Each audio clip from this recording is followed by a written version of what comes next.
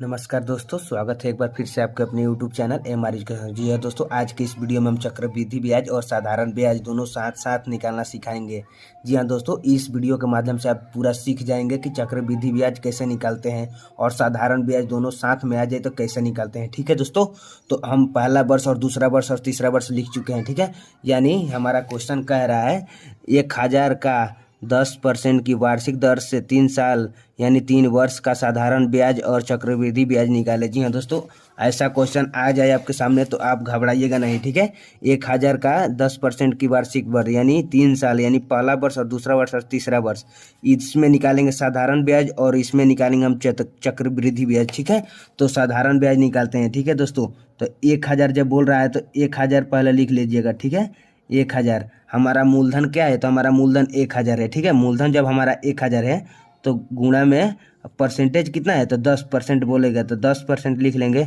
ठीक है, 10% जब बोल रहा है तो 10% लिखने के बाद बाटा में परसेंटेज के बदले में बाटा में क्या रहता है, तो परसेंटेज के बदले में बाटा में क्या रहता है, तो बाटा में 100 रहता है। ठीक है, बाटा में 100 रहता है। ठीक है, तो परसेंटेज के बदले में बाटा में 100 रहता है, तो एक जीरो से दो जीरो कम करेंगे इधर। ठीक है, 2 जीरो से जब 2 जीरो कम करेंगे यहाँ पे, तो यहाँ पे क्या हो जाएगा, यहाँ पे हो जाएगा 100 यानी 10 में 10 से गुणा करेंगे तो क्या हो जाएगा, 100 हो जाएगा। ठीक है, 10 दहा 100। ठीक है, ये हमारा 100 हो गया। ठीक है, पहला वर्ष का चक्रवृद्धि साधारण ब्याज 100 हुआ। ठीक है, अब देखिए फिर 1000 का करेंगे, 1000 का करेंगे, 1000 का फिर करेंगे, फिर परसेंटेज है तो 10% बोल रहे थे, 10% करेंगे और यहाँ पे परसेंट के बदले 100 लगाएंगे। ठीक है, तो 1 जीरो 2 जीरो से 2 जीरो खत्म यानी इसका भी 100 आ गया। दोस्तों इस 100 से सेम इसलिए आ रहा है ताकि 1000 का 10% बोल रहा है इसलिए सेम आ रहा है। ठीक है,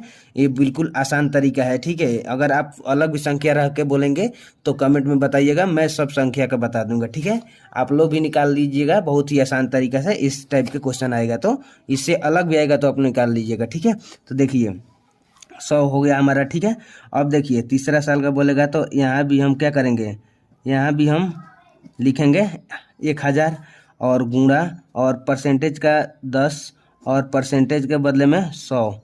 ठीक है, 2 जीरो से 2 जीरो यहाँ कम करेंगे तो यहाँ भी हमारा क्या होगा, तो यहाँ भी हमारा 100 हो गया। जी हाँ दोस्तों, यहाँ भी हमारा क्या होगा, तो यहाँ भी हमारा 100 हो गया। ठीक है, अब देखिए, अब जब इतना हम निकाल चुके हैं साधारण ब्याज में, अब निकालना है हमको क्या, हमको निकालना है चक्रवृद्धि ब्याज में। जी हाँ दोस्तों, चक्रवृद्धि ब्याज में तो यहाँ भी देखिए क्या कर रहा है, मूलधन कितना दिया है, तो मूलधन हमारा यहाँ पे 1000 दिया है, तो मूलधन हमारा 1000 दिया है तो 1000 मूलधन लिख लेंगे और गुणा लिख देंगे। ठीक है, गुणा का चिन्ह दे देंगे और परसेंटेज कितना है, तो 10%।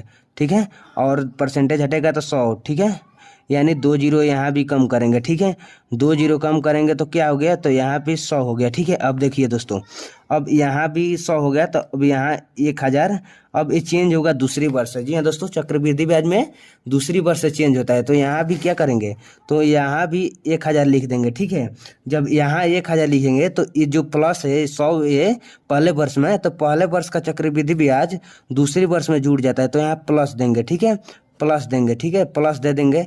अब देखिए जब ये 100 यहाँ पे रहेगा तो ये चक्रवृद्धि ब्याज में अगले साल में जुड़ जाएगा, तो यहाँ पे 100 रहेगा। ठीक है, जब ये 100 रहेगा तो यहाँ पे इसको फिर बंद कर देंगे। ठीक है, अब देखिए गुणा का चिन्ह दे देंगे। ठीक है, अब निकालेंगे इसका, इस दोनों का, इसका हम निकालेंगे कितना, इसका भी निकालेंगे हम 10%। 10%। ठीक है, 10% और परसेंटेज के बदले में 100। ठीक है, देखिए अब यहाँ पे क्या होगा, अब यहाँ पे देखिए, अब यहाँ पे बराबर दे देंगे, बराबर का चिन्ह देके। अब देखिए फिर से हम नीचे बता रहे हैं, देखिए अब जब ये हो गया तो अब बराबर में मतलब जोड़ेंगे तो 1000 और 100 कितना हुआ, 1100 हुआ। 1100 हो गया ये हमारा। 1100 जब ये हो गया तो यहाँ पे गुणा करेंगे और फिर बट्टे में 10 करेंगे और परसेंटेज के बदले 100 लगाएंगे। ठीक है, ठीक है, अब देखिए इसका काटने, इसका मतलब हम आप समझ गए होंगे, 2 जीरो से ये 2 जीरो खत्म, तो कितना बचा यहाँ पे बचा 110।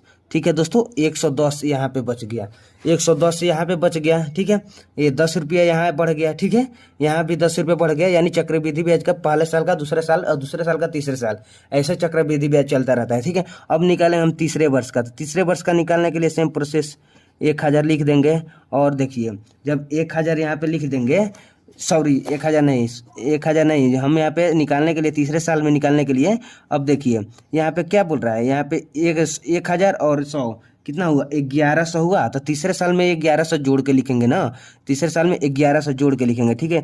तो यहाँ पे लिख देते हैं, यहाँ पे लिख देते हैं 1,100, 1,100, 1,100 लिखने के बाद फिर प्लस का चिन्ह दे देते हैं, फिर 110 रुपये फिर बढ़ा दूसरे साल में, और फिर ये तीसरे साल में जोड़ देंगे 110 को, फिर ये तीसरे साल में 110 को जोड़ेंगे, तो फिर 110 ये हो गया, तो कितना हुआ, फिर इसको कोष्ठ में घेर देंगे, ठीक है, कोष्ठ में घेर देंगे।